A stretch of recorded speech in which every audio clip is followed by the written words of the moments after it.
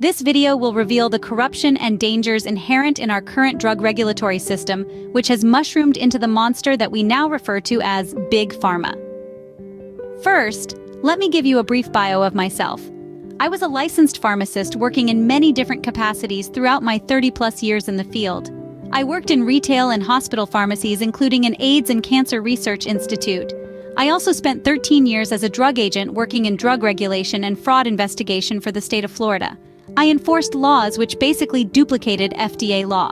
Because the state did not have a separate criminal division, my duties included both regulatory and criminal investigations.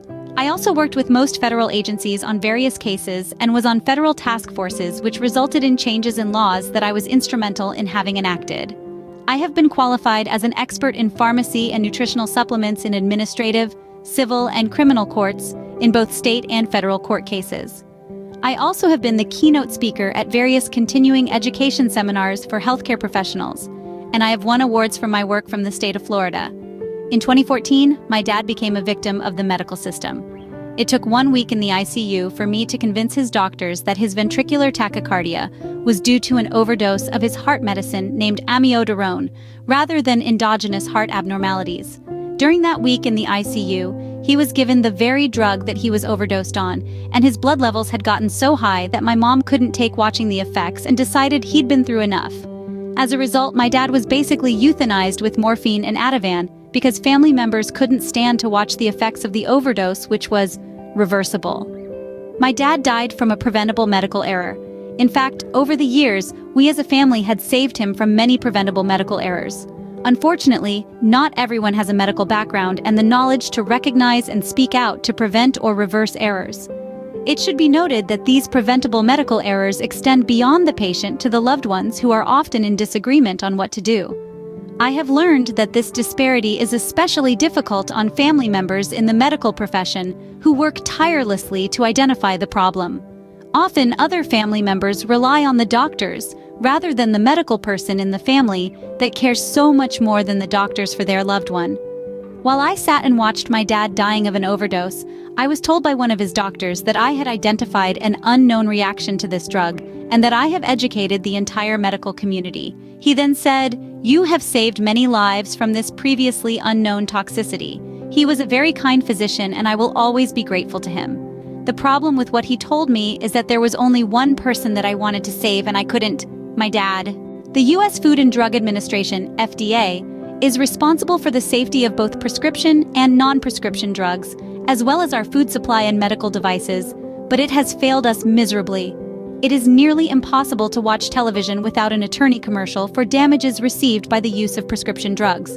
Conversely, the airways are inundated with commercials for new drugs to ask your doctor for.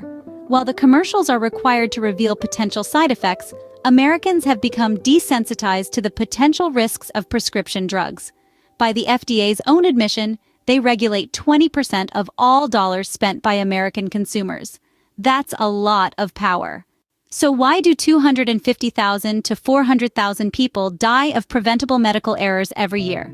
Why is seeking medical treatment the third highest cause of death in the U.S. after heart disease and cancer?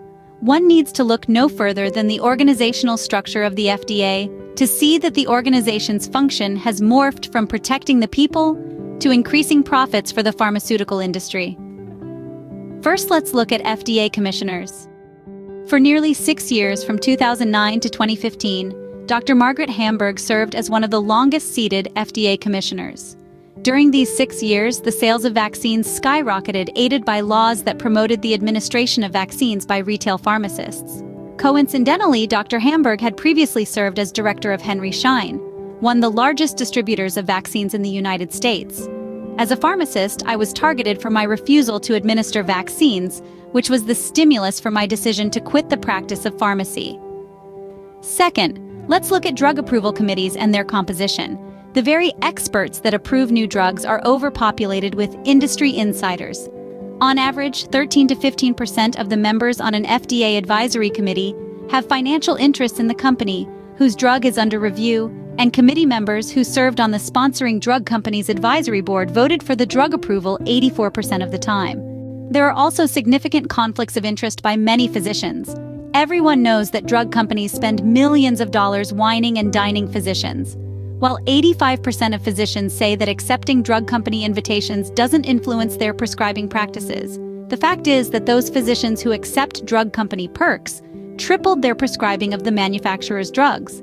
They also are more likely to push to have that company's drugs put on the formulary of hospitals where they practice, which causes many other doctors to prescribe that drug because they must choose drugs on the hospital's formulary for their patients in that hospital. Laws regarding medical inducements have been enacted to restrict this practice, but there's always ways around them. In my 13 years as a drug regulator, I personally witnessed selective enforcement where big pharmaceutical manufacturers were not prosecuted for egregious and dangerous practices, while mom-and-pop companies were heavily fined for minor infractions. There is no doubt that money rules the world, and that financial control has penetrated our entire medical system. Now let's address greed at all levels of the establishment, from high-level officials being threatened by politicians who have interests in drug companies to field inspector inducements and briberies. In the late 80s, FDA officials were caught doctoring results and accepting bribes to approve generic drugs without required documentation. You might ask why this scandal occurred primarily with generic drugs rather than expensive brand-name drugs. Well, keep in mind that the approval process for generic drugs is much simpler, and there are less people to bribe. Our entire medical system is owned by Big Pharma. From serving on the curriculum planning committees for medical, pharmacy, and nursing schools of most universities to serving on the formulary committee of most hospitals, Big Pharma assures that the drugs which are the most lucrative appear in every hospital and pharmacy, being prescribed and administered by people who were programmed by them from college. There are many more unethical practices that have created the monster known as the industrial medical complex. The instances above are a few of the ones that I have personally witnessed in my over 30-year career. It's my goal to shine light on the industry with our lives in their hands, information that has been deliberately suppressed. I want to help others to break free from the medical system designed to make us dependent on it. The very same system that is controlled by drug companies who have strong financial conflicts of interest.